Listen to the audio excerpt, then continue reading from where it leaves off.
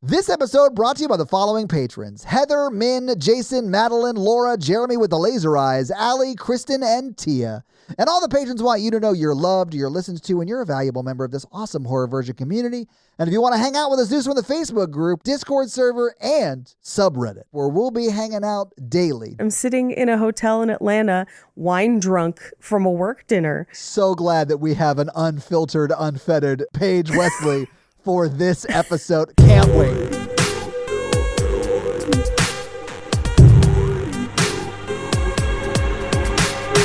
I have spent the last few days eating at my new favorite fast food restaurant that they don't have in California, and boy, am I bummed about it. Are you familiar with Cookout, Todd? Yes, Paige. I have been poor in the South my entire life. It's like someone is playing improv with fast food. Thank you for tuning into Horror Virgin. I'm Paige. And I'm your Horror Virgin Todd, which means I don't like scary movies, but you guys make me watch them. And this week, Paige made us watch 28 Years Later, The Bone Temple. Boner Temple. Paige, I don't know how much of the intro we are going to keep, but just to catch people up. Sure. Do you need me to reiterate? In case we had to cut some of it out just for time. Paige is wine drunk. We're recording this late night energy. Late night. She's coming in hot. She threatened to shit her pants earlier, although I'm certain I cut that out. Well, that's because you're a coward. I also need to remind people, I saw this in theaters. Yes. And was unable to take notes. So I have like smatterings of notes, but this is probably going to be looser than normal just because of like me trying to remember it after having seen it a few days ago, because I had crazy life stuff happen and then had to go on a business trip. Because Todd, we have not talked since crazy life shit happened. Oh yeah? Yeah, like the thing that might change my like whole life. I know, but can we talk about it? I don't know if we can talk. I'm like freezing up here. No, we can't talk about it yet. We can't. No, the press release goes out first week of March. Okay, so maybe first week of March we'll fucking talk about it. But until then, shut your trap. We can't fucking. I'm sorry. But anyway, so it's been a very busy week. And exciting, guys. It's good stuff. It's great. It's good stuff. Like, yeah. But it means that I saw this almost a week ago and then hopped on multiple planes and have been in a city I do not recognize eating cheese curds from grandpa's trays for days, plus wine. The Cookout. Paige, I can help. Not only do I now own this movie, I've watched it twice. Oh, no shit. Great. We thought we were going to record this last night, but your dinner last night went later than this one did. So ooh, yes. Here we are at 10:30 your time recording. Yes, correct. I have been informed I don't have to go to any meetings tomorrow, and they've encouraged me to go to Coke World. So I'm so happy for you. That's probably one of the better things to do in Atlanta if you're a kind of person with a Diet Coke tattoo on you. Yeah, that's correct. But I, unfortunately, do have meetings tomorrow. But damn it, I'm sorry. Let's talk about Bone Temple, because if you told me this wasn't just a zombie movie, but it was also a bromance, Beastie Boys and like a Warriors universe, a contagion cure for like the zombie virus movie, and like a deep exploration of how cult structures form in the strangest of times. Yes. I would have told you there isn't enough Bruce Dickinson in the world to save that trash sounding movie. And Paige, I'd be wrong. Yeah, you would be wrong. I dug the shit out of this movie. You know what? As I was watching it in the theater, because I have not bad thoughts about it, but more structure thoughts about it that I think is interesting that they made some choices. But as I was watching it, I was like, Todd's gonna fucking love this movie. I know. The thing that makes me so sad is like, I just like the ones that I think maybe most people probably don't like. Sure. But like, I kind of dug it. Although I'll say this, like, the movie was scary, and typically body horror doesn't get me, but the barn... It's brutal in this movie. I think it's a barn, but like the scene where they like are flaying the people in the barn. Charity. Jesus, yeah. Like that shit was rough. So like, I'm definitely going to rate it higher than probably any movie I've been like, I dug this movie before. Right. Because it was like scary. Yeah. And there were a few like jump scares, although it's mainly like, I hate this kind of jump scare too. It's like when there's nothing happening on screen and it's just like loud for no reason. Yeah. You know? Yeah. And you're like, oh God, what is happening? So like there were a few of those that really mess with me. But The flaying shit really messed me up. Ooh. But it answered all the questions. I'll just say that. Like, it answered the questions I had about how the doc survived, right? Sure. Yeah, of course. And the question was, of course, it wasn't just the small little sinkhole he and Spike. No, it's a bunker. Oh, yeah, I guess, yeah, probably. I was thinking more like Duran Duran. That's what got him by, that's how he survived. Yeah, just getting high and listening to Duran Duran. And I was like, hey, you know what? I'm not going to say that that's not how I spend the apocalypse, right, but just make it Wham. For me, it'll be getting high and listening to Wham. Paige, when the doctor had to have like a heart-to-heart with his favorite user about like, hey, man. Oh, I fucking sobbed. My morphine connect is running dry. So like, right. I'm sorry. Like, we're going to have to end this relationship, Sorry, I guess. buddy. Yeah. Like, I was genuinely sad for them because they do seem like they were figuring out this disease together. I legit do love their storyline. Can I give you my weird structure notes Please. after I've now had like a week to think about this movie? Please, yeah. First and foremost, I think what Alex Garland is trying to do is to examine all of our various pillars of society and the different ways in which they break down but then regenerate anew at the end of the world, right? Yes. So I think the first one in this trilogy is home and family and community, and I think this is religion. I think this entire movie is about the breakdown of religious thought at the end of the world and the rebirth of what religion and empathy and care can be, right? Yeah. So then, on top of that, here's my only drawback to this movie and the one before it, and now having seen both, right? I feel like I want this to be a TV show. And I know that they wouldn't do that because there's a million zombie TV shows. Like, I get it. The market is saturated. I think that's why they did this in 3 movies, because whatever the last pillar is will be some other societal pillar that will examine both the digression and regression, whatever, for. But like, as I was watching this, I kept thinking, I was like, how amazing as a TV show would this be to then keep following Spike, but then we'd also be following his dad looking for him, and we'd follow the pregnant lady in this movie. We'd follow a bunch of other people. Like, there's a whole bunch of things that we would see and kind of understand and get a little bit more context for, but we wouldn't have the standalone analysis of what does home and family mean at the end of the world, and what are new ways that we can have home and family when the worst happens, right? And then in this movie, it's what does religion mean when everything goes wrong, when the world ends, when the apocalypse absolutely comes? And then within that construct, what does true empathy and care for people mean within or without a religious construct, right? And I do want to get in front of this ahead of time. We are both American. We don't get any of the Jimmy Savile references. I'm so sorry. I know there are many. I don't know them. Yeah, sorry. I can only guess. I did watch the documentary, and it is terrible what he did and kind of got away with for such a long time. It's so sad. But I didn't grow up with that. You know what I'm saying? Right. Yeah. It didn't help me at all for this film. Having also seen that documentary, I can make inferences. And I do want to mention, because there is a really interesting note of like the timeline in this movie means that the outbreak happened before people found out. So like the people on this island have only grown up with their childhood version of Jimmy Savile. I think that's very fascinating. So that is a component as well. But like any Easter eggs about that, we just don't know. I did watch Teletubbies a bit. I was a little old for it, but I babysat people who watched it. So I got those, but like everything else, I was like, I don't fucking know.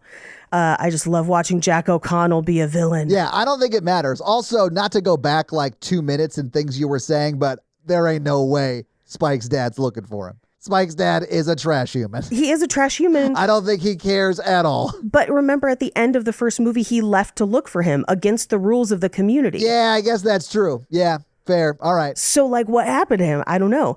I don't know if the movie will ever tell us, because I don't know if the movie cares if we're examining the pillars of society. Paige just really wants to see Aaron Taylor Johnson on screen some more, and I get it. Always. Hey, you know what? I'll take Jack O'Connell, too. The dude's very symmetrical. I get it. Yeah. Sure. But I do kind of like that this movie kind of sets up like, yeah, sure, you can treat all the symptoms of like the zombie disease. Like you can treat the symptoms in the body, right? Right. Like the rage, the consistent pain. That kind of stuff. But if you really want to cure zombieism, not just treat it like Western medicine wants you to do, you know what I'm saying? You got to go down to see the Bone Temple doc, because that doctor takes like a holistic approach, Paige. He's got you out there crushing berries with your hands and shit. Yeah, that's what's going to cure you. Listening to Rio. Yeah, like Duran Duran and crushed berries are definitely the cure to, there's probably some like high caloric silver or whatever it is. Yeah. Probably some apple cider vinegar as well in there. Like Dr. Bronner's soap. Yeah, like definitely.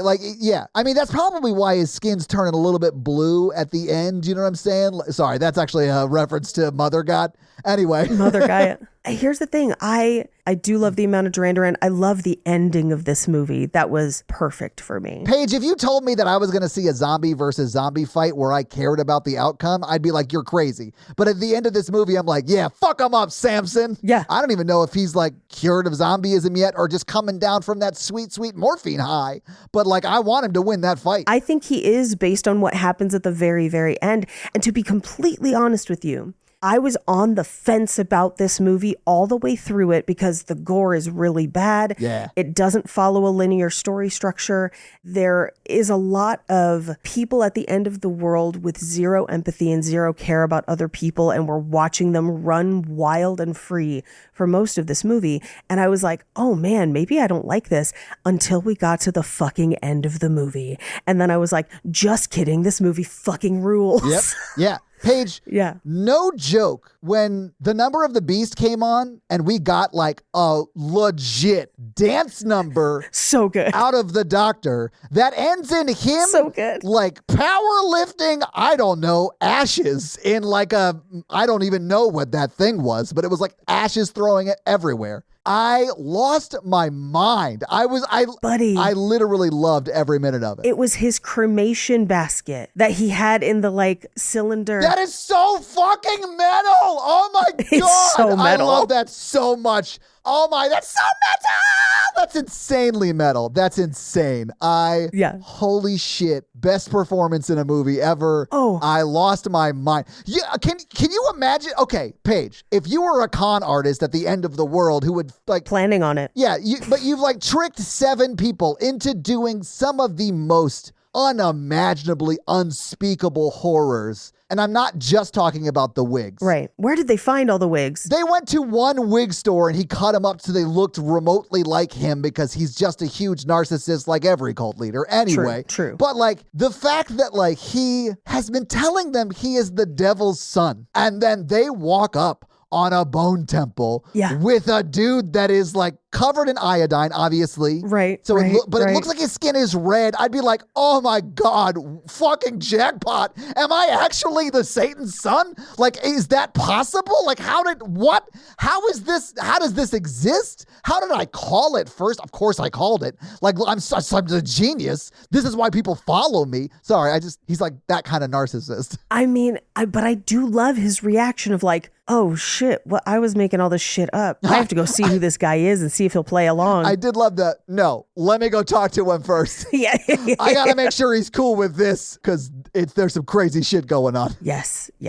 Incredible. But yeah, I love that like he found his dad. Right. And his dad is like a made up thing. I'm not saying that like the devil doesn't exist. You can believe that. I don't care. But like he is not the devil's kid. And then they walk into that. I was like, oh my God, that's 1,000,000 to 1 shot. Amazing. This is like if Ron Hubbard walked outside to an alien abduction and he was like, oh my God. Oh yeah. You guys are here. But that alien abduction was done in just like B-17 bombers that were space worthy. Like that is what that would look like because he was an unimaginative idiot who just conned a bunch of people. But yeah, no, it would be like that. Like making up a lie and that lie becoming the truth. I'd be like, oh my God. Jimmy is an unimaginative idiot who conned a lot of children. You notice that he only basically has children in his orbit, right? I mean, they're all adults except for Spike. No, those are teenagers. These are people who would have been born in the 28 years. They've never known the outside world. They've never known anything but this. Yeah, but they're over 18 is what I'm saying. Like they're legal. Well, they would be legal adults if that still sort of existed as a concept. I don't know that they are, Todd. I mean, the actors are. The actors are, but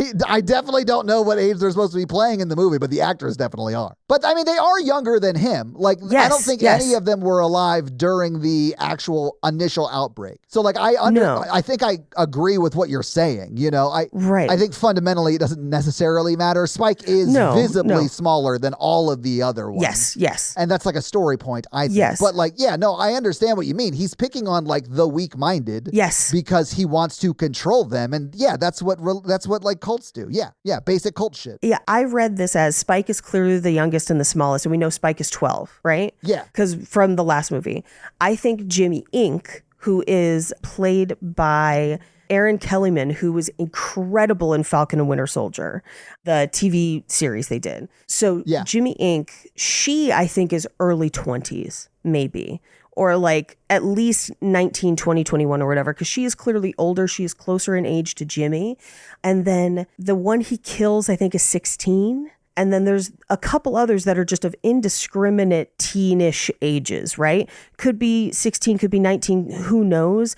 But they're young enough to like there's one that's not much bigger than Spike that they kill in the woods. And so it's kind of like he's deliberately seeking out. And even the guy that they pull from the farm, we know is only in his early 20s or whatever. Yeah. So like he is going after the youngest of whoever they kind of come up against and then battling for dominance within the group. And so like, I think some of them maybe, I know all the actors are 18. I think some of them are younger, not quite as young as Spike, but like not far off. Yeah, but I think it serves your point that like people in those kind of situations that are isolated and powerless often get targeted by these sort of groups. Or maybe not targeted necessarily, but like if you fall into their trap, they got you. You know what I'm saying? Right. But like the whole Jimmy storyline, I think, is that, you know? Yeah, people who can't survive alone, I think is the better point to put on it, of like people who left to their own devices would probably not survive and maybe are like, this group is my only chance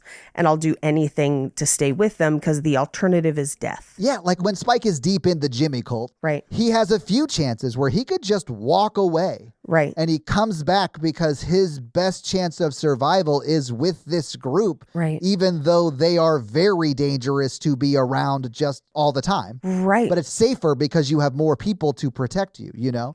It's not unlike cults. Right. Like, because the way they isolate you and all that stuff. 100%. And so like the whole Jimmy storyline and Spike being a part of that, I think that's the message. Whereas like the Doc storyline is like a large section of this movie is just Doc talking to this like hulking figure that's been dead for ages while learning more about himself than maybe the zombie. I guess it's more like Tuesdays with Maury, except Maury's not just dead, he's a zombie. I think there's actually another layer to the Doc that I found really, really interesting, because the doctor multiple times in his explanation of the Bone Temple and Memento Mori has talked about the fact that he is an atheist. And so that's part of why he has a reverence for death. It is like a finality, the final stage that we all have to remember that we have, right? Yeah. And I think it is very interesting that this movie essentially contrasts a high control, extreme religious group with the man who has no religion and no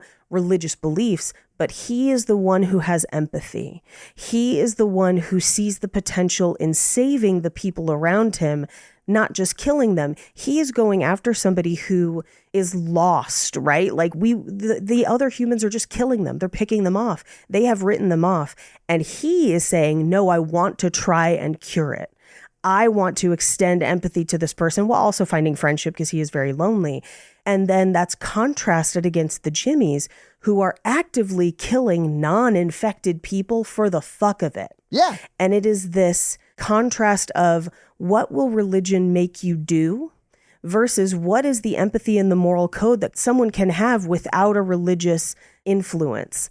And I think that dichotomy between the two is very, very interesting in this film. Yeah, there's a reason I really like this movie. I think it shows how dangerous magical thinking can be. Sure. And that you can have a moral compass whether you believe in an afterlife or not. Yeah. Yeah. I really liked that element of it. I also really liked the element where they incorporated like my biggest feedback from the first movie to signify that the zombie was becoming human again. And that is he's wearing kind of a pants around his junk. He starts wearing pants. Yeah.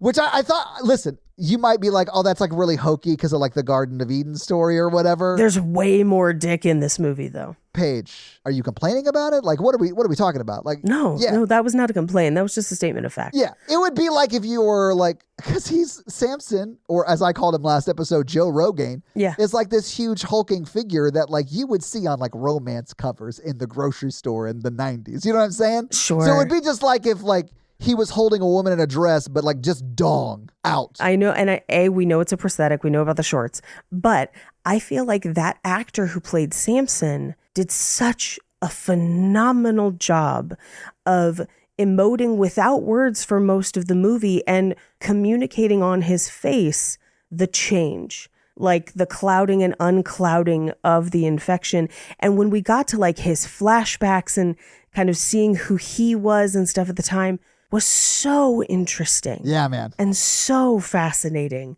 And he has such an incredible performance in the movie where like, I am really curious. I don't know if awards will, notice this performance, but I do think it is remarkable. They will not, but he is great. I know, but he's great in it. Yeah, I agree. And everything you're saying, he will be missed on Oscar night, and that's sad. I know. That's just the way it is. I feel the same way about the, I don't want to bring it up because Natalie will get mad, but the guy in Dune who is the speaker of the change. Oh. This is definitely getting edited out because Natalie hates when I bring this up. But the guy's in the movie for 30 seconds, and he's like one of the best performances of the movie. And I mention it every time, and she's like, I know, I get it. Stop talking about it. But like, he's great. Anyway, but Paige, to your point, Joe Rogan in this movie goes from a guy who literally pops a head open like a coconut and eats out the brain. Like, it's so great. I love that moment. It was kind of funny, but also gross. And then he becomes this guy who is like kind of having a bit of a crisis. Yes, of identity. Yes, yeah. And you see all that. Yes. And he's still kind of a zombie, but it's a very blurred line. And it's just like, damn, was it the berries he crushed in his hands and he ate? Like, what did it? What cured the zombieism? Anyway, I guess we'll find out next episode on the 28 years later saga, because it's a trilogy, right? It's a trilogy, and I believe the last film we're going to follow, at least for one of the storylines, Cillian Murphy and his daughter and our two escapees from the Jimmies. And it makes me wonder if that's the politics movie, because we started out their scenes at the end with them talking about like war strategy of World War II in Europe. Yep. And so I'm very curious what that last one will be. Yeah, me too. But I guess we'll have to wait till that one comes out. But maybe we should get through going through this one scene by scene. Sure. We open on the Jimmies kind of taking Spike with them to an empty, like a water park that has an empty pool. Yeah. And essentially dive for the knife. They make him fight to the death for the ability to stay. Right? He has to kill one of them. They call it charity, I believe, Paige. Actually, no, this isn't charity. This is like the last survivor of the group they kill gets the chance to become a finger. Right. Which is what he calls his minions. Jimmy calls his minions. The fingers. Yeah. Eve Draper, finger. Okay, but that, to me, immediately he's like, the devil put the crown on my head and it is supported by my 7 fingers. And I immediately look at his hands and I'm like, well, no, you've got 10 fingers, you fucking moron. But he's talking about his, like, minions. So, like, I guess I get it, but why not have 10? Just, like, add Spike. Don't make a 12-year-old kill your friend. Well, and that's why later he's like, and we'll expand to 10. So, like, he's got it on the horizon. Yeah, guys, I don't know if you know about our Lord and Savior, Jimmy, but he is expanding, and we're looking for more Jimmys in your area with your skill set. So if you're looking to apply, just ask for charity and we'll see if we can hook you up. Look, we've onboarded 7, but we have 3 seats to fill and we will ramp to 10 in quarter 3. Oh my God. Yeah. I am on a work trip. But it just seemed like he was an idiot, and he is an idiot. Absolutely. But Spike is at a disadvantage. He is noticeably smaller than all of them. Oh, and the guy's just like toying with him. Like, literally like handing him the knife back and like pushing him and like really making him look like a 12-year-old fighting a 16 or 17-year-old or whatever, like a young adult or almost an adult, you know? Right. It's not a fair fight, I guess is my point. But because he's so, I don't know, not concerned, doesn't see Spike as a threat and kind of makes a mistake. by, like, he steps on the knife, and then Spike, because Spike is our main character, and so he'll do everything to save himself until he dies. He pantses the dude, which makes him step back so he can pull his pants up. And then because he stepped off the knife, Spike grabs it and stabs him in the leg. And I don't think he meant to, like, perform aortic surgery on him, but it does pierce his artery. Yeah, he gets the femoral artery. Yeah. And this dude bleeds out kind of slowly, but like because they know there's no fixing it and he's going to bleed to death, they hold Spike back and they like laugh at him while he's bleeding to death. Yeah. And it gives you an idea of just how brutal these people have become. And I feel like it's one of those things where like people often depict people with no societal reins as brutal, but this is a group of people that has within their own little community intense societal pressure, intense rules, and they are this brutal and uncaring to the people around them. What do you think makes them so brutal and uncaring to the people around them, Paige? Yes, it is the battle to be superior within this societal structure. Well, and like the pressures of that societal structure. Like, this is like unbelievable pressure. Like, they could die at any moment just because Big Jimmy on the hill doesn't like them. You know what I'm saying? Yes. So like, it is insane. I feel all of these fingers are somewhat victims, although they are also very, very terrible people and they do very, very bad things. But like, you can't help but sort of feel bad for at least some of the lady fingers. You know what I'm saying? Like, yeah, I feel like the movie does a really good job of showing kind of the spectrum of who these people are and who they've become over time. Yeah. Where you have Spike who doesn't want to do any of this. He just doesn't want to, he's just trying to stay alive. Yeah. But like, he doesn't want to be part of the torture. He doesn't want to buy into the religious aspect or whatever. Then you have Jimmy Inc., who is the oldest and basically the lieutenant, who also doesn't seem to enjoy the torture part as much. No. She's conveniently away from it 2 different times. Yeah, she's like, because her name is Jimmy Inc., I was like, oh, she's business. Yeah. She's Jimmy Incorporated. Yes. And she is always down to business. Like when they're torturing, she's like walking the perimeter and like looking. Yeah. She's the one that finds the bone temple, honestly. Like I kind of liked Jimmy Inc's character quite a bit.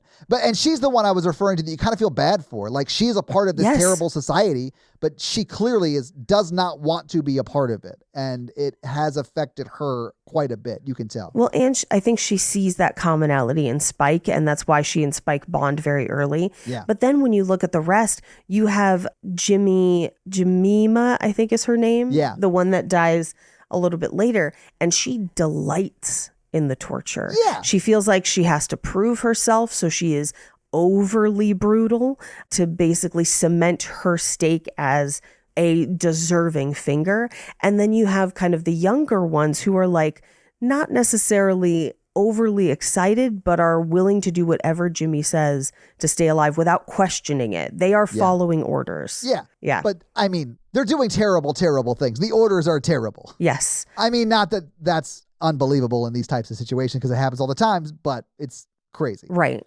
We cut over to the Bone Temple, where Kelso was right where we left him, processing bodies, but we see Samson approach, and he uses a blow dart to subdue him, something we saw him do in the last movie. Yeah. But what we see him do this time that is kind of different, as he is dancing to Duran Duran and singing Duran Duran. Girls on film, baby. Girls on film. Yeah. He kind of sits Samson down and stitches him up and kind of like heals him, because he's clearly trying to like study him and figure out what's happening. And he's noticed that morphine, which is what are in the darts that he's shooting him with, subdues him for a while, much like it would a human, right? Someone that's not infected. Right. But it doesn't knock him out like he's just like asleep. Right. It's just like he's kind of high. And like there are portions of this film where it really just seems like 2 dudes getting high, looking up at clouds. And listening to Duran Duran. Yes, 100%. Yeah. And you see that cloud? Yeah, it's crazy, man. Yo, Rio slaps. Like that. It's like those kind of conversations. But I mean, obviously, one of them can't talk really, so it's not that. But it seems like it. It seems like it. But this has led Dr. Kelso to believe that potentially this pulls the rage away. So maybe the infection has not destroyed their brain, but is maybe clouding their brain. And if you can treat the symptoms, maybe the rage present in the infection goes away and you could potentially rehabilitate people as long as their physical bodies were intact. Paige, how horrifying would it be to come back from being a zombie and being like remembering what you did as a zombie? But here's the thing. Here's why I love the end of this movie so much, because like in the world of the movie, that happens to Samson. Yeah. And we watch him have a terrifying realization. Yeah. And then we watch him come back for Kelso, Dr. Kelso, because he's like, you were my friend and you freed me. Yeah. And I fucking sobbed. It was so good. I know. I loved it. So good. But meanwhile, we get like a little interlude of people hunting in the woods and then running back to a compound that we've never seen before. There's a gate, all kinds of stuff, but they arrive there only to find who's there? The Jimmies. Yeah, when they get there, and they actually lose one of their like compound members on this like outing. Right. And they come back expecting to like just deliver that bad news.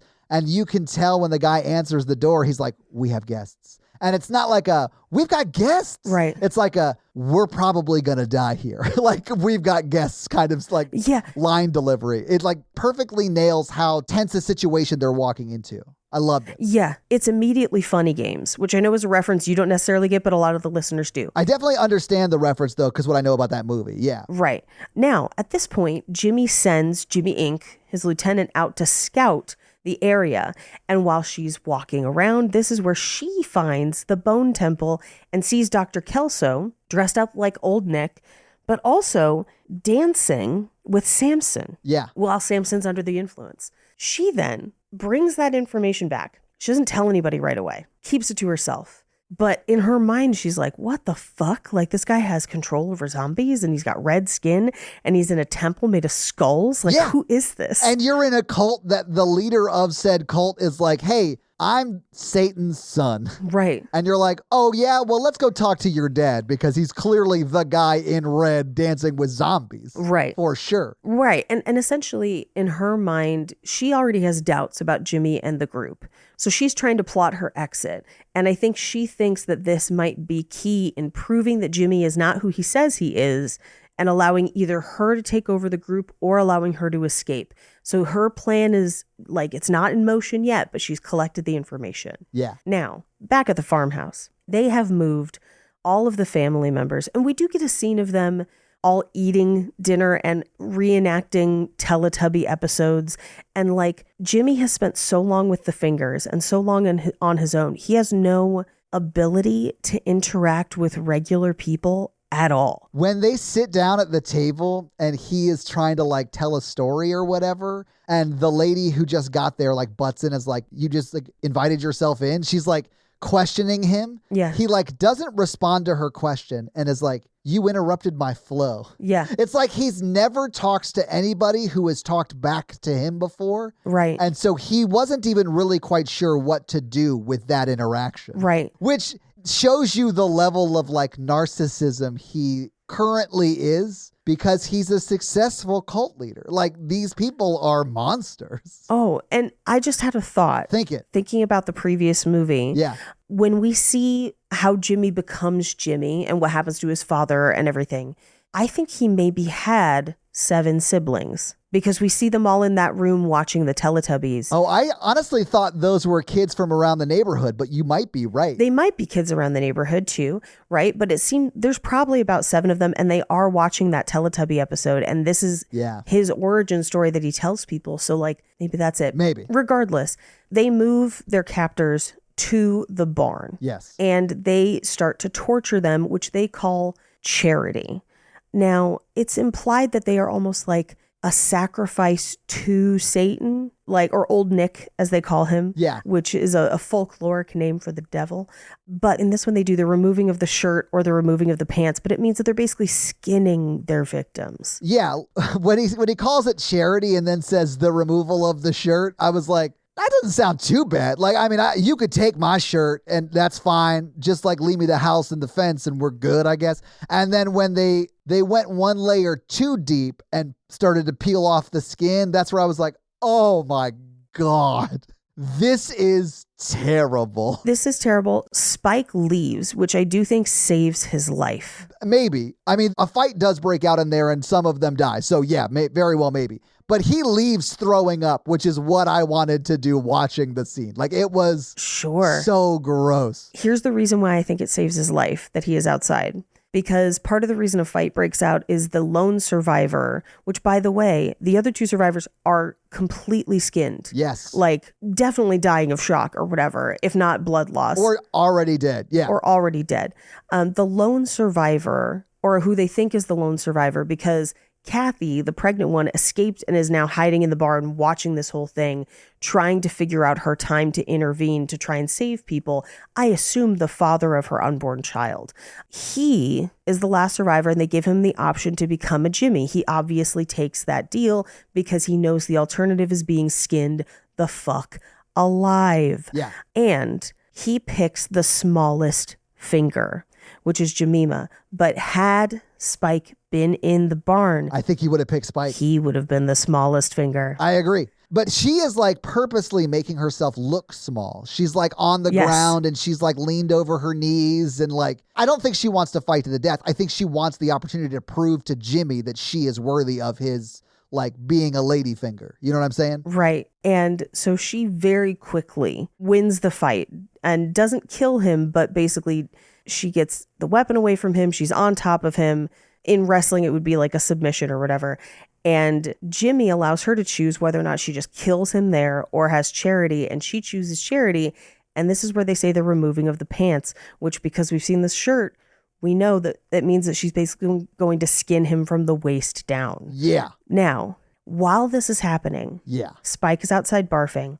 Jimmy Inc. has come back from the scouting mission and is like, hey, I'll stay outside with you. Like, I know it's rough in there. We'll stay outside. Yeah. While that's happening, Kathy from the rafters of the barn finds a hook on a pulley and swings it down, and it hits Jemima in the back of the head, clearly entering her brain. She is almost instantly dead. Oh my God. Her death, though, where she's just like, I am meow.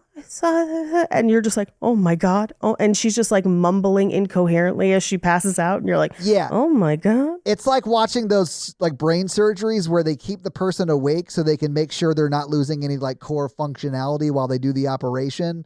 But it's clear the surgeon made a mistake because he used a hook from very far away. Like it's like that sort of definite brain damage about to die, but still trying to communicate. That's so horrifying. Oh, horrifying. And it goes on for so long. And you're just like, oh my God. Oh my God. When they show the like hook and then you see how far it is in her head, there's like a good 3 or 4 inches of that hook in her head, which I've heard is huge, guys. Yeah, it's pretty big. It's not the motion of the hook. Right. It's how much skin you pulled off your downstairs area. It was a really girthy hook. I don't know if you saw it, Paige. Yeah. But while that's happening, she is already injured the guy on the ground a fair amount. That guy's probably going to die. She's cut down his arms. He's going to bleed out. Yeah. But now that Jemima is dead, they're like, oh my God, somebody was in the rafters. She takes off running. And I, unfortunately, because I am drunk, forget how the fire starts in the barn. Paige, it's kind of badass. The guy who almost was killed by Jemima or whatever that ladyfinger's name was, because she dies, he starts like crawling away and he's injured, so he can't like get up and run out. Right. But before one of the other fingers can come over and kill him, he grabs like a propane tank and turns it on. And listen, he doesn't have a spark. It would just cloud the room with unseeable gas. But because this movie's badass, it like lights on fire and he sets not just one of the fingers on fire, but also the whole barn. It's because I think the fingers have torches. Yeah, that definitely would do it. Yeah. That definitely would do it. Yeah, because once the gas hit the torch, it would light. So yeah, that definitely would do it. Exactly. But that's how it happens. It's badass. Yeah. But I think it does kill him, the kid. Yes. Oh, absolutely. But you know, it is what it is. Yeah. Yeah. But so now it's chaos. The barn is on fire. Yeah. Some of the remaining fingers run out, but we've lost fingers in this, endeavor. They're down to like 4 fingers now. And outside, Jimmy Inc. and Spike are like, what happened? We missed it all. And Jimmy is like, the girl from the rafters got away and sent Spike after her. Spike does chase her down Yeah. to one of the gates. And with his arrow, he doesn't fire at her and he just says, please take me with you. Yeah. And instead, and I don't blame her for this, she kicks him in the stomach and uses that chance to get away. Yeah. So Spike has to go back to Jimmy and be like, she got away. And Spike's like, how'd she get away? And he's like, well, no, I killed her. Her body's in the forest. Oh, is it in the forest? Should we go find it? Like, Jimmy knows what's up. Yeah, he knows he's lying to him, but there's no way to like prove it, I guess. Or he just doesn't want to push it. Right. So yeah, he's kind of like whatever, but he knows he's lying. You can tell. He knows he's lying, but he's now threatening to like, should I just kill him? But he's already low on fingers, right? And so Jimmy Inc. is like, well, why don't we ask old Nick about him to see if we should kill him or not? Yeah. And he's like, what are you talking about? Old Nick only talks to me. It's not like a real thing. And she's like, it is a real thing. I found a temple made of skulls and a guy with red skin. I'll show you where it is, but we got to go to old Nick. If I was Jimmy in that situation, I'd be like, no, the fuck you didn't see any of that shit. Right. But like, fucking where? I know. And then when he gets there and he's like, oh God, this is like an actual bone. She was not lying. This is insane. And then he has to like play it off like, oh, this is like one of the smaller ones. You should see his bigger castles up north. They're dope. They're also made of bones. Yeah, of course. He's the devil, Paige. Sometimes he lets me keep the bones and like he knows John Cena. But you can't see him. Right. I can only see him because I have the magic bones. Right. Anyway, I was just like, oh man, if I was Jimmy, I'd be like losing my mind. Like, can I just like think up something and then it just like is created in the world around me? Like, what kind of powers do I have really? I mean, it's hilarious to think about this because that's the narcissist thought that Jimmy has. 100% that's what he's thinking. Yeah. Right? Because someone who's not a narcissist would be like, oh no, I made that up. What is this? I don't know who this person is. What's going to happen? Yeah. But Jimmy's like, oh, it'll be fine. I'm going to go talk to this guy. Right. Like, he's just not that super concerned about it, which is wild to me. But now we go back to the Bone Temple and we know the Jimmies are coming and we're just waiting for it to happen because we know we love Dr. Kelso and we care about him and we love his relationship with Samson and their devotion to Duran Duran. They're bros, man. They're bros who just love like 1984 music. Great like year. Just that mid 80s, like, I don't even know if it was 84. It just feels like it's like mid 80s. Great vibes. Love it. Although during the barn torture scene, we're getting like cuts of it going back to Samson and the doc, like listening to music. Kind of the peaceful nature of their life and their growing friendship bond. Yeah. And in one of those flashbacks, not flashbacks, but cutovers to the doctor and Samson, we get that conversation where he's like, hey, I'm not going to have any more morphine soon. So, oh, is that right here? It's actually this next scene. Yeah. I love this scene so much. It made me laugh so hard. It's coming up. Do you know what else came out in 1984? You. No, but Wham! Make It Big did. Boom. Okay. Boom. 3 number 1s and 1 number 2. Fuck you, Geldof. Yeah. It's a great album. Great album. Yeah. But we see kind of a montage of some of the relationship that he and Samson have had. Yeah. And it does seem that Samson seems to, trust him even without the morphine. Well, he does. And starts coming regularly. Yes. Right? But I do think when he gets close, he still knocks him out, right? Yes. Because he like beckons him over, the doc does, to Samson, and he no longer runs at him. He like walks towards him. Right. And then as he gets close, he like tranks him or whatever. But it does show that it's like, it's kind of a weird red light, green light trust kind of a thing that they're doing across this field. It kind of starts that way. We also at one point get Samson vision, where we see what he sees of people, realizing that what we see of the infected is what he's seeing on the uninfected, right? Yeah. And so we see that red light, green light, and then we see him start to just show up every day at a normal time. Yeah, because he's addicted to morphine, Paige. Like, he's addicted to morphine. Yeah. Yeah. But thus then ensues this scene where we have seen Dr. Kelso kind of rationing out the morphine. Yeah. And is like, hey, I only have enough for 2 more weeks.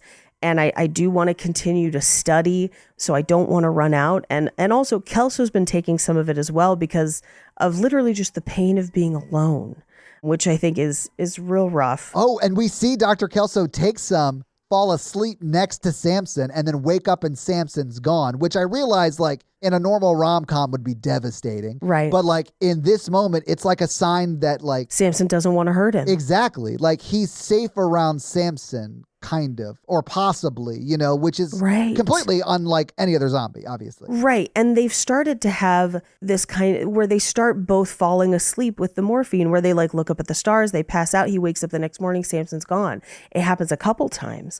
And so this final time, he's kind of like enjoying this night and he's like, hey, Samson, I don't have enough morphine to keep this up, but I can give you basically a peaceful exit. You know, because we know that Dr. Kelso believes very strongly in dying with dignity. Yeah, but he also believes in making it your choice or it being your choice. Yes. And he's like, if there was just some way you could consent.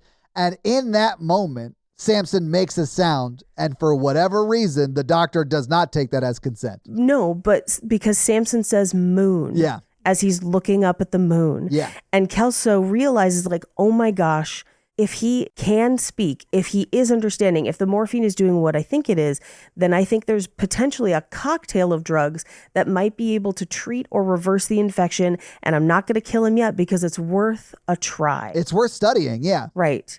But the Jimmies arrive at the Bone Temple the next day when Samson is gone. Jimmy comes down to talk to Kelso. And I felt like this scene was really interesting too, because it's Jimmy for the first time in years getting to talk to someone who remembers what it was like before. Yeah, I also think on some level, Jimmy needed to know that he wasn't actually the devil. Yes. Because I would be so scared if I was Jimmy, knowing that I'm not really Satan's son, but telling everybody I come across that I'm Satan's son. If I ever run into actual Satan, I'm fucked. Right. So like, I do think he was trying to like game that out a little bit at the beginning. He's like, you're the devil, right? And the doctor's like, no, that doesn't exist. It's like a concept we assign to like evil. Right. And then Jimmy's like, no, you're the devil. Let me tell you why you're the devil. Could you please help me with this long con I've been doing for, I don't know, since I've been alive, kind of? Well, and they do have a conversation of like, what happened to you before? Where were you when it happened?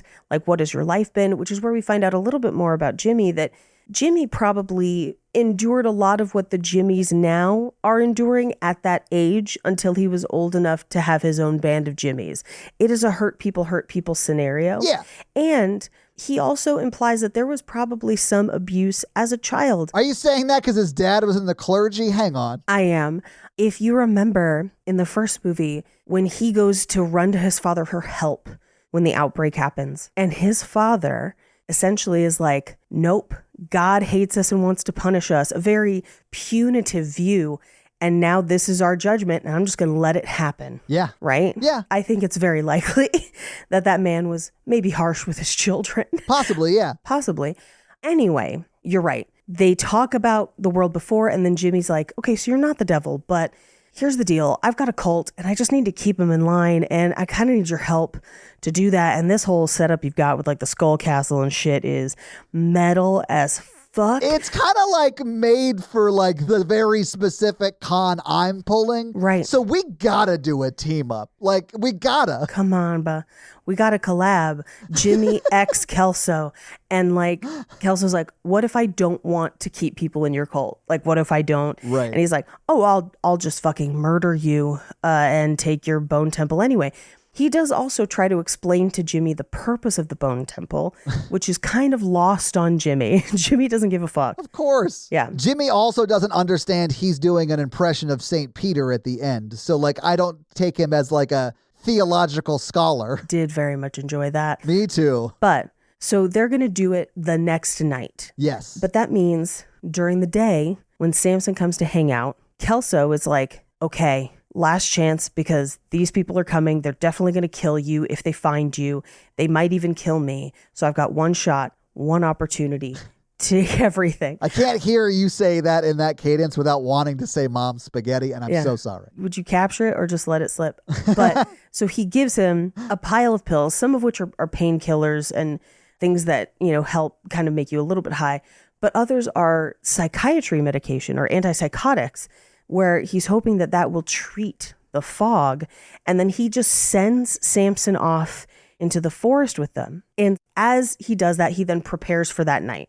We then follow Samson, Yeah. who walks through the forest to the train where his wife or partner of some sort had that baby that Yes. Spike then brought back to the village, Yeah, that currently is alive. Like, he is a single dad, Right. technically, Samson. Right. And his baby is human and alive at the island base that, Spike's dad lives at. Yeah. And white for some reason.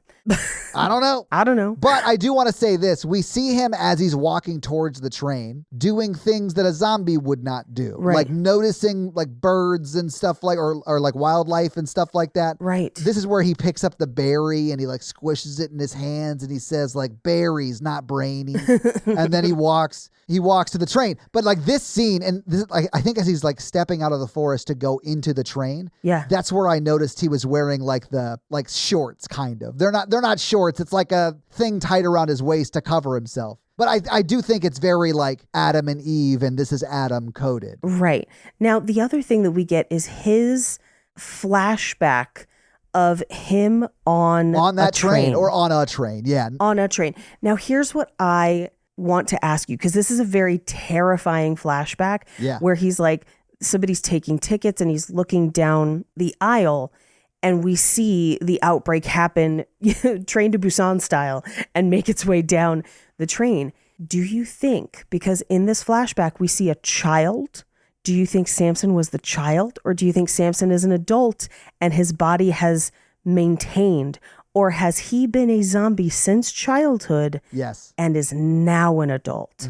It's that one. For sure it's that one. It has to be that one canonically, because zombies do age. Right. We see them be born, which means they have to age. There's a life cycle to them. Well, and Samson is also an alpha, which we have found out from Kelso in his research, or rather somebody's research, because Spike says this in the first movie. Yeah. For some people, the virus acts like steroids. Yes. Which is why I thought he was extra big. Right. Because it wasn't like he started doing steroids later in life and looks like a thumb with a podcast. Right. He looks like someone who's been doing steroids since they were a kid. He's like a big hulking dude. Right. But yeah. I was of two minds about it, because I felt like if he'd been an adult the entire time, then his body would not have held up. It would have decayed Right. by now. Oh, but what you're saying, Paige, is that body holds up. That's what you're saying. Yeah, I get you. Yeah. It does, but I guess the question is then how much of his time as a zombie does he remember? I think we'll find out in the next movie. I don't know, right? Shit, that's like the dark reality that would break my heart. Like if he remembers every time he like literally pulled a dude's head off. Right. We see him do that to the Swedish soldier in the first movie. And we see it again in this movie too. And like he cracks the dude's head open like a coconut and eats the brains. Like if I remembered me doing that shit, I don't know if I'd ever sleep again. Like that would be so difficult to deal with. You know what I'm saying? Yes, I know exactly what you're saying. And that is, I think, one of the horrifying realities of this movie. Yeah. Anyway, the Jimmies come back that night. Yeah. Or actually, the Jimmies are approaching. They've kind of camped out in the woods overnight. And Spike is going to try to escape. Well, you're not going to go meet the devil at midnight, Paige. Like that Right. is there are songs written about that for sure. And you didn't bring your fiddle. There's no crossroads. Yeah, where we're going, we don't need roads. But Spike tries to escape, and another one of the Jimmies follows him. Yeah. And Jimmy Inc. also follows. Because she's all business. Yeah. She's all business. They kill that other Jimmy in the forest. Yeah. And then lie to say that guy was trying to escape. But then she basically pulls Spike aside and is like, you need to not fucking act on your own. You need to trust me and we will get out of this. Right? Yeah. And I do, at this point in the movie, trust her. Yeah. On some level. I mean, maybe not with everything, but like I do think her and Spike are in this together and they are looking like, okay, together we're safer. Let's go together, Now, at the same time, we do cut back to Samson on the train. And I think this is the indicator that he is not infected anymore, is that the infected see him as a threat. Yeah. And he has to fight a ton of them off. Because we've seen tons of zombies be around other zombies and not attack. Right. I think this is the indicator to us that the lines are blurred enough between the zombie virus and him being human again that zombies are seeing him as a threat. Right. Yeah. Right. But then we cut back to the Bone Temple at night. By the way, Yeah. that's kind of like when people are trying to leave cults and stuff. Yeah. And they haven't yet established community outside of it, but their community starts to turn on them because they're leaving. It's like a very dangerous time. Yep. And that's why it's so hard to leave cults anyway. Yes. Yeah. No, 100%. And I do think that's what the movie is getting at. I think this movie is trying to reflect the experience of belief and religion in society in as many different ways as it can. And within the context of a zombie movie, I find that really fascinating. Yeah. That's why I have so much empathy for people who are like still in cults or have left. Like it's so hard to leave just from the community aspect of it. We cut to the Bone Temple. It is nighttime. There's fire everywhere. It looks fucking dope. It's awesome. And Dr. Kelso puts on Iron Maiden's Number of the Beast. It's honestly, it's my favorite needle drop of the year so far. And I realize we're just like mid-February or late February, but still, when this came on, I mean, I had the thought, this does look like an 80s like music video if they did them at a very like high production level. You know what I'm saying? Yep. This would be like the set of Number of the Beast, the music video in 1980, whatever. Right. And when they dropped that, I lost my mind, Paige. I like stood up. I was excited.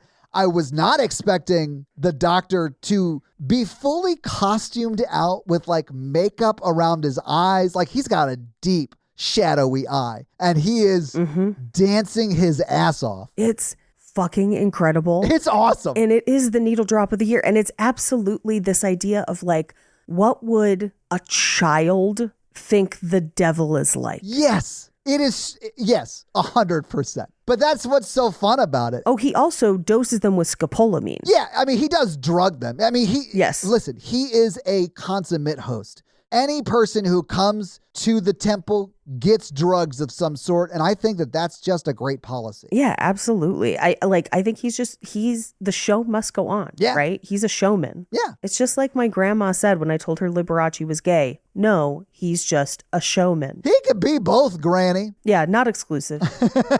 Honestly, often the two go hand in hand. Yeah. I think showman was just 1960s code for gay. That's definitely what my grandma said to me. So yeah, that makes sense. There you I go. think she was the most surprised when I got married. To a woman? A lady? No, I'm just joking. She was dead way before I got married. Sorry. Anyway, after putting on the performance of a lifetime. Honestly, if they gave Oscars for just badassery, this would win. 100%. But it's going to be overlooked. I promise you. I know. Do something, ballsy, Academy. Come on. But Jimmy requests that he make a speech to the Fingers that is heavily scripted and in Jimmy's favor. Of course, I love that like Jimmy steps up and starts delivering his lines.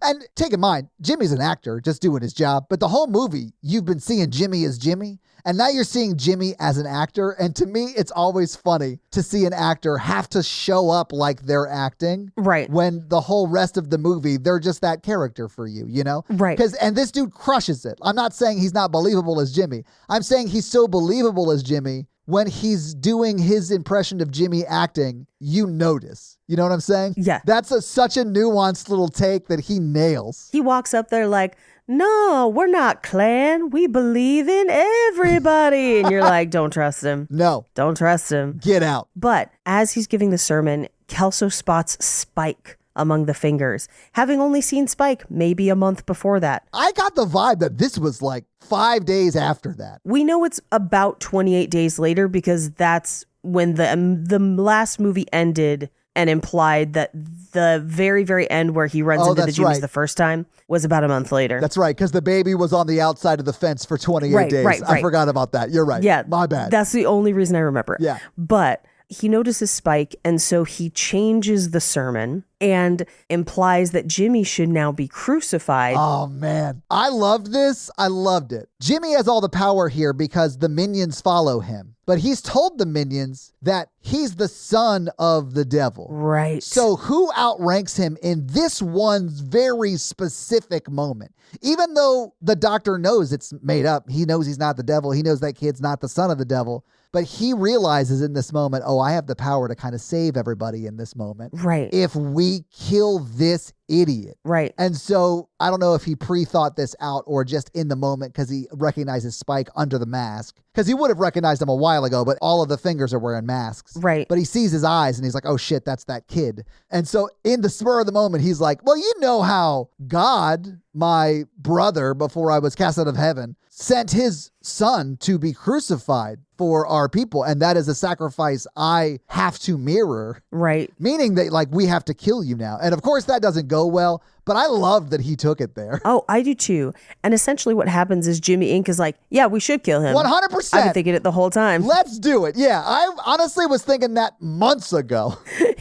It's very, you know in the movie Three Amigos where it's like, I say we let him go. Yeah. Like that's where Jimmy's at because Jimmy's like, what? Because she's business, Paige. Jimmy Ink is all business. All business. She's definitely my favorite lady finger. Yes. And so it's now she and Spike versus the other two fingers. Yeah. And as the other two fingers are coming after her, she basically is like, please don't do this. Yeah. And they do. So she is forced to kill the other two fingers. But then as that's happening in the melee, Jimmy stabs Dr. Kelso. And Spike can't fucking stand for that. Dr. Kelso is the one who let his mom go peacefully and put her head at the top of his ossuary. So Jimmy then Spike stabs Jimmy. In fairness to what you just said, Paige, they do rename Spike Jimmy at the beginning of this movie. So They do. Yeah, They do. You're right. But Spike stabs Jimmy. Yeah. Not fatally, but now Jimmy can't really get away and can't fight back. Yeah. But the doc is like fatally stabbed. Fatally stabs. But Spike and Jimmy Ink then tie Jimmy to the cross upside down like St. Peter. It is. Yep. And he will bleed out over time or get eaten or whatever. And then they run off into the wilderness to try and escape. But who should show up but Samson? And at first you're like, and he's covered in blood. You're like, oh no, is Samson infected again? Like, what's going to happen? But then we watch him pass the upside down cross and go to Dr. Kelso and lovingly pick him up.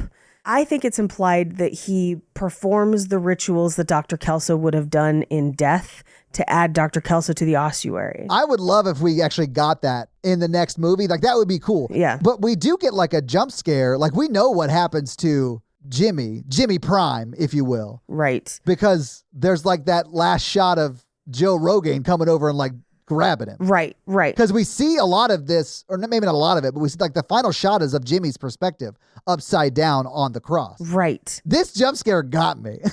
It's great. Yeah.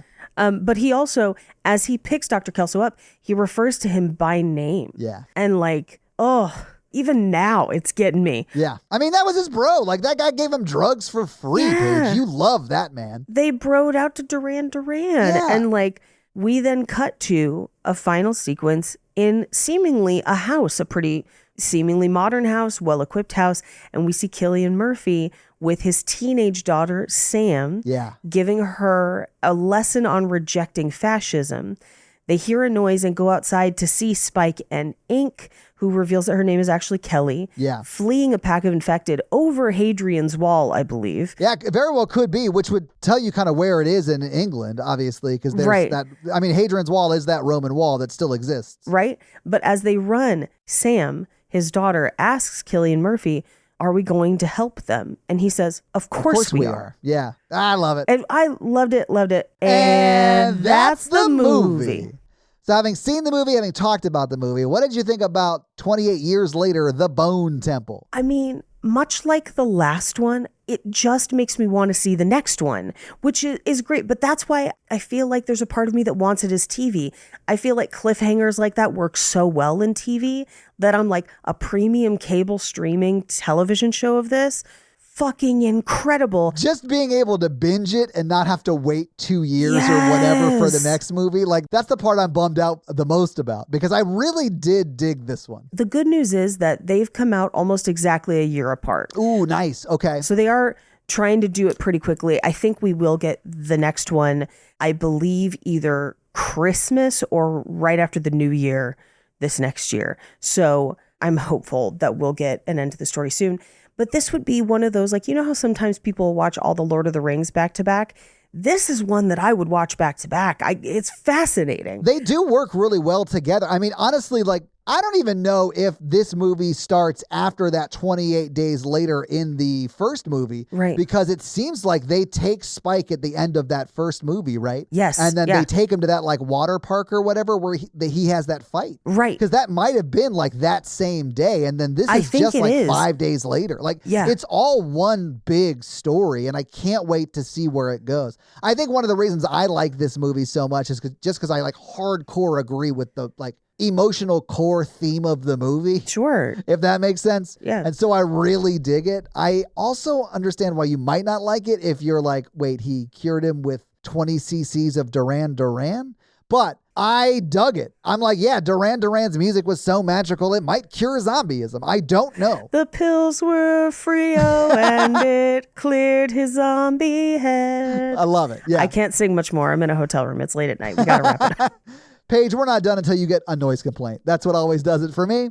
Anytime I have to record in a hotel. But Paige, do you have any fun facts for us? I do. Nice. Well, here it is with your fun facts. Bone Temple fun facts.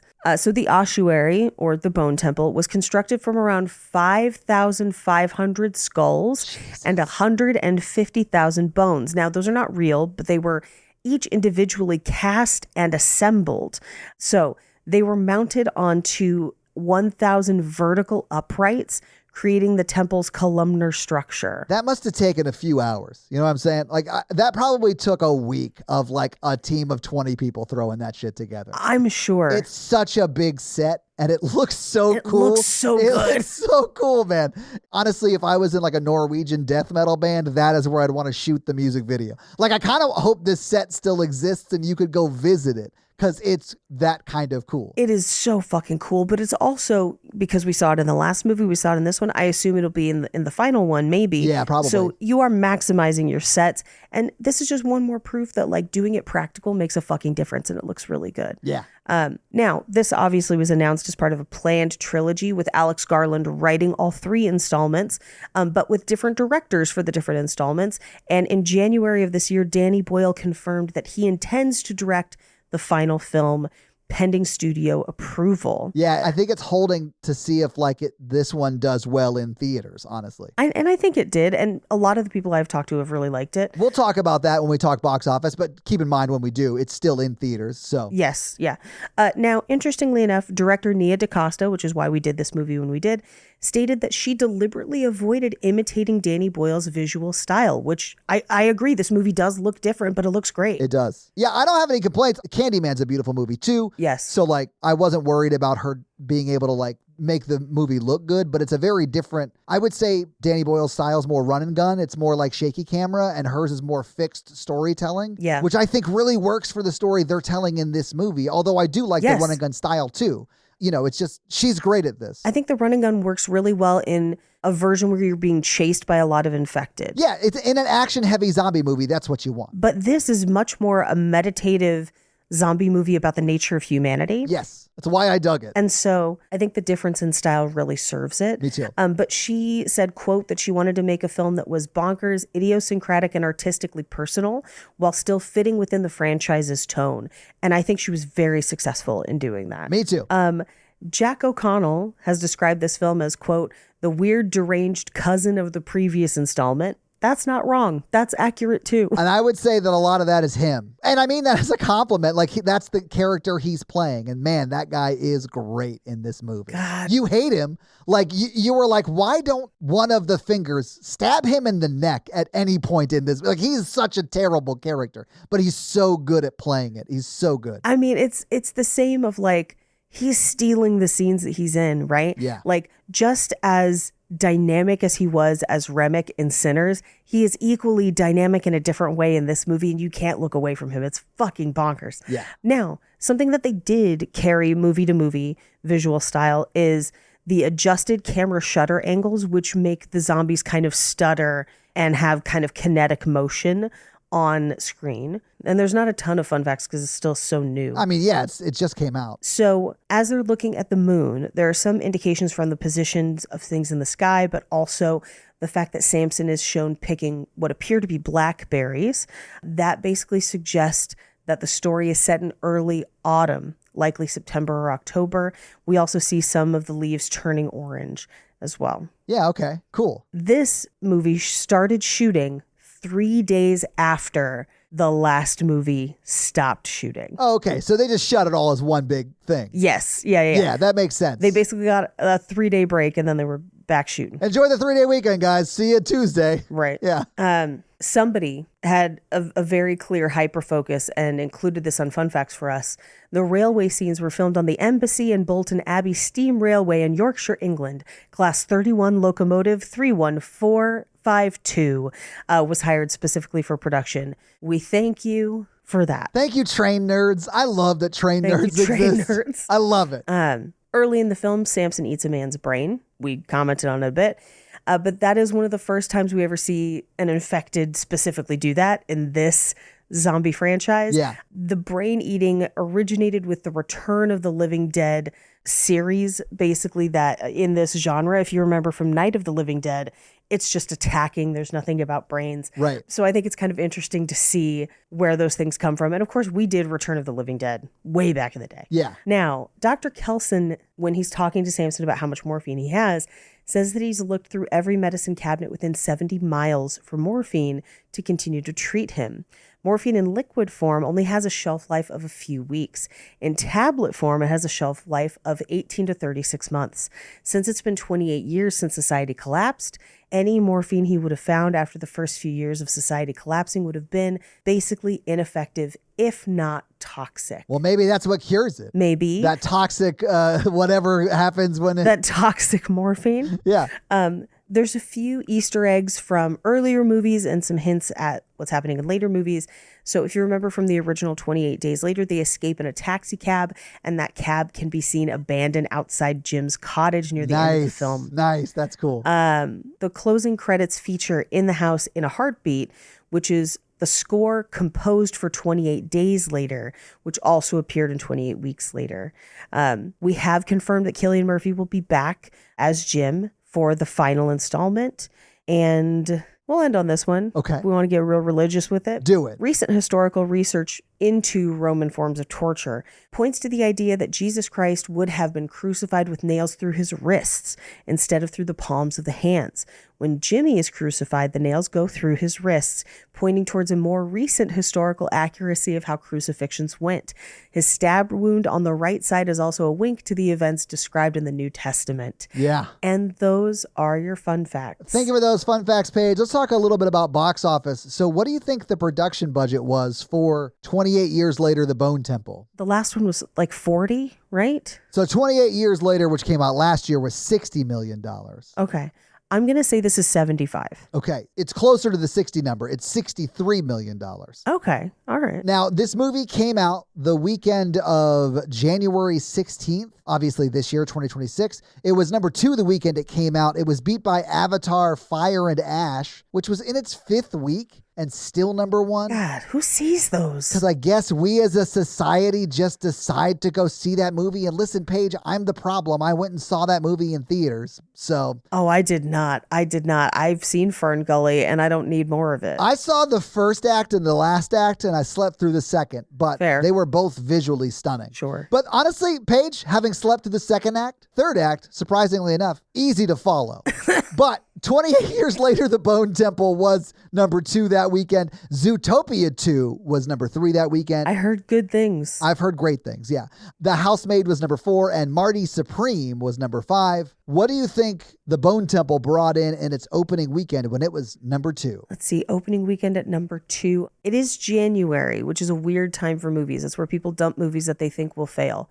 But I'm going to say this makes about 21 million that opening week. Paige, reverse those first 2 numbers and you would have had it Oh, exactly. no. It was $12.5 million in its opening weekend. No. Yeah. That bums me out. This is way better than that. January's not the best month for movies. It's not. It's not a good time to release it. I mean, it does start to get better typically towards the summer, but like even in February, like I went and saw Wuthering Heights. It's great. Oh, God. Have you seen it already? Oh, yeah, Paige. Oh, fuck. We got to talk about that movie because it's basically the story of 2 princes by spin doctors. We can talk about it later. But Paige, the movie was, obviously it's still in theaters, but it's been in theaters for 5 weeks. In its second week, It was 6th in the box office, so it fell from 2nd to 6th in its second week, which is not a good sign. Hate that. But it still brought in $3.4 million. In its third week, it dropped to 10th, and then its fourth week and fifth week has been way out of 10th place. And as of this past weekend, it was only in 81 theaters. So it doesn't look like it's going to make much more than this in domestic box office, where it sits at $25.1 million on a $63 million budget. Now, internationally, they've gotten quite a bit of help. And obviously, this is a UK franchise. So saying internationally, like technically should be the US. But for this conversation, it definitely now includes England and other countries, obviously.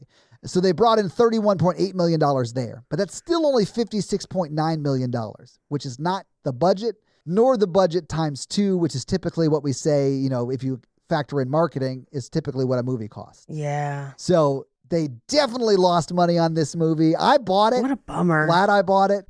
I kind of dig it. I really hope this doesn't stop us from getting the third movie in the franchise. Yeah, I need the third one. Yeah, I really, really want the third one. But unfortunately, this one didn't do great in theaters, unfortunately. I mean, my hope is that it'll do great in streaming. Yes. Because that is always an extra potential boost. Yeah. Which it entered streaming this week. So Today. Fingers crossed. It literally is available for purchase on demand today. I bought it. Sorry, yesterday. I bought it yesterday so I could watch it for the podcast. Yeah. And honestly, glad I bought it. It was either rent it for $19.99 or pay $25 to own it. Yeah. And which is a gamble because I hadn't seen it yet. But I figured it would be a good movie because she made Candyman and I like Danny Boyle and, you know, Alex and stuff. So, like, it was good. I'm glad I took the risk. Anyway, but that's your box office. Paige, do you want to hit us with your scary scale? Sure. Our scary scale is a scale of how scary we found the film when we watched it today, with 1 being Ghostbusters and 10 being Texas Chainsaw Massacre. Todd. I'm going to give it a 5. Okay. The body horror shit was messed up and it messed with me. The body horror is fucking brutal in this movie. And there are like 2 jump scares, one of which is just noise. It's not even like something on the screen. And then that last Samson jump scare that got me. I think I'll give it a 3, largely for the body horror. Body horror is typically not a huge issue for me. It's more like jump scares. Same. And this one like messed with me. It's fucking brutal. Like this one was rough. It's so well done. Like, because I'm assuming it's all practical because it looks that way. Yeah, I think so. And it just is so effectively done. It's gross. Yeah. And those are your scary scales. So this week, Paige, you had us watch 28 Years Later, The Bone Temple. What are we going to watch next week as we enter a new month? Hey, listeners, Future Todd breaking in here to let you know what we're watching next week. Sorry, we hadn't decided that when we recorded this episode. But Paige did pick a movie. And next week, we are going to do The Final Destination, which technically is Final Destination 4, right, in the series. But it's the next one in the series of the ones we've done. You know, we just did 3 a while ago. We're now going to do The Final Destination from 2009 next week. So that's your homework. Make sure you get that movie watched and then report back for what I am sure is going to be a bonkers episode. Hey, do you have any reviews for us, Todd? I do. This week I'm going to read one of our Spotify comments from our most recent scary movie episode, which I don't know how this happened, but it got more comments than the Long Walk episode where we were asking people just to comment how many times they went to the bathroom with no context. Spotify comments are popping off for no reason, and I love it. But a lot of people were letting us know that we missed some of the references in Scary Movie, like the bus crashing was not Mean Girls, obviously, which you said this was. Yeah.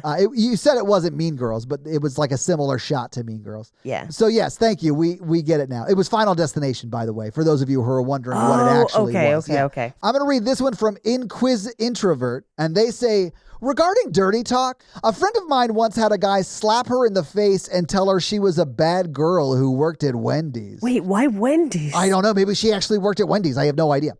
Then later on in the same encounter, flapped his wings as he arrived, wailing, "I'm an angel!" Oh no, I don't think that man is well. I think that man was Jimmy from this movie. Also, they continue. Also, never had ghost sex, but definitely had ghostly touches, going so far as to tuck my hair behind my ear. Ooh. Which sounds to me like Casper the Ghost was doing you a favor, and it wasn't Patrick Swayze trying to ghost stick you down. But think of it what you will. Might I haunt you, princess? 100%. But in quiz introvert, thank you so much for that Spotify comment. And if you want to have me read your 5-star Apple review or Spotify comment, leave us one of those things and I will do just that. So guys, if you like this show but want to hear Paige and I talk about romantic comedies or just regular romantic movies, check out our other podcast. Some might call it a sister podcast called Romancing the Pod, where we do just that weekly. It's a lot like this show, but for romance and romantic comedies, because Paige doesn't like them. So we make her watch them, just like you guys make me watch horror over here. But if you want to follow me, I am at Todd J. Awesome on all the social media. Paige is at Rampage Wesley on Instagram? Yes, and TikTok. And just Paige Wesley on Twitter, because you got that before some CEO lady and she wanted it, but you wouldn't give it back. And I respect you for that. Refuse. Also, Paige Suck it, other Paige Wesley. Paige is also on another podcast. It's great. You should check it out. It's called Cult Podcast with Armando Torres, who is a wonderful person. And guys, we got a P.O. box. So if you want to send us some love letters or whatever you might send to a P.O. box, it's actually not a P.O. box. It's like a regular street address. It's pretty awesome. It's 6688 Nolensville Road, number 108-34, Brentwood, Tennessee 37027. So send us some stuff. And if you want to support this show, go to Patreon at patreon.com/horrorvirgin, where there are a lot of great levels and a lot of great things. We do the Patreon shout outs at the beginning of every episode. We do listener requests, stuff like that, bonus episodes. So you'll be getting all of that content, plus episodes a day early with no ads, and who doesn't love that? So sign up for the Patreon and get a lot of great stuff. And that's going to be it for us, you guys. I'm Paige. And I'm your horror virgin, Todd. Keep it ooky spooky. Yeah, have an amazing week, guys. I like this movie way more than I expected. Nerds!